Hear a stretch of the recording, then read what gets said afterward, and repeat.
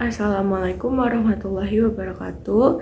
So, first of all, my name is Afra Fawnia and my student number is 2513042017.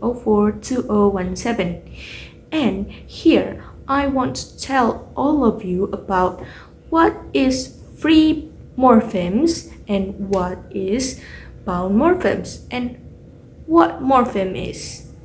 So, what is morpheme? Morpheme is the smallest part of a word that carries meaning. For example, dog has one morpheme, while dog plus s is two morphemes, so it's dogs. And unkindly is three morphemes. After knowing what is morpheme is, maybe you guys a little bit wondering what is the difference of morpheme and syllable. So, morpheme is related to meaning, while syllable is related to pronunciation or how a word sounds. For example, player, player, it has two syllables. And play plus it's two morphemes. And there is two kind of morphemes. One is free morphemes.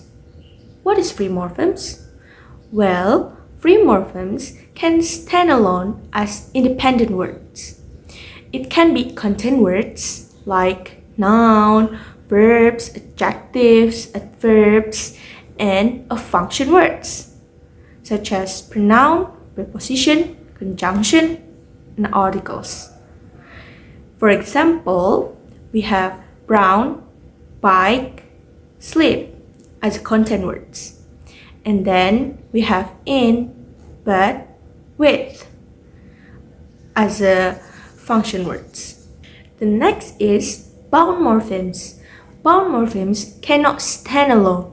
They must be attached to another word to have meaning, or they must be attached to a free morpheme. For example, in sleeping, li in quickly, and un in unfair. And the next is affixes.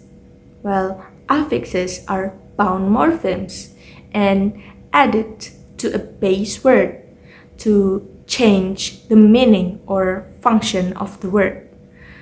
There are types of affixes, that is prefix, suffix, infix, and circumfix. But we rarely use infix and circumfix, so we would just talk about prefix and suffix. The first is prefixes. A prefix is added at the beginning of a word or free morphemes. For example, an in unknown, and preview, and recall. And the next is suffixes. Suffixes is added at the end of a word or free morphemes. For example, slowly, teaching, careless. And about infix, well, we rarely use infix.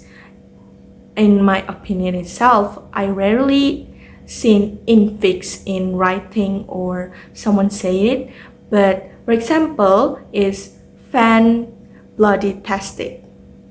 Yeah, it sounds kinda weird and not familiar because I rarely hear it itself. And the next is circumfix. Circumfix is added at the beginning of a word and the end of a word.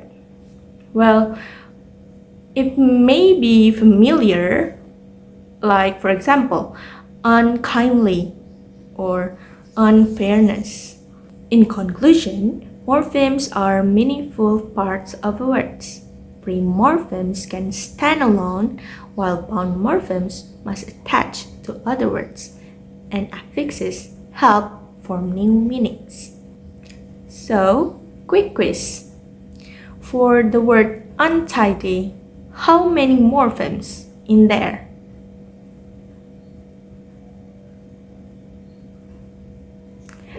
It has two morphemes, un and tidy, untidy. And then, how many morphemes in walking?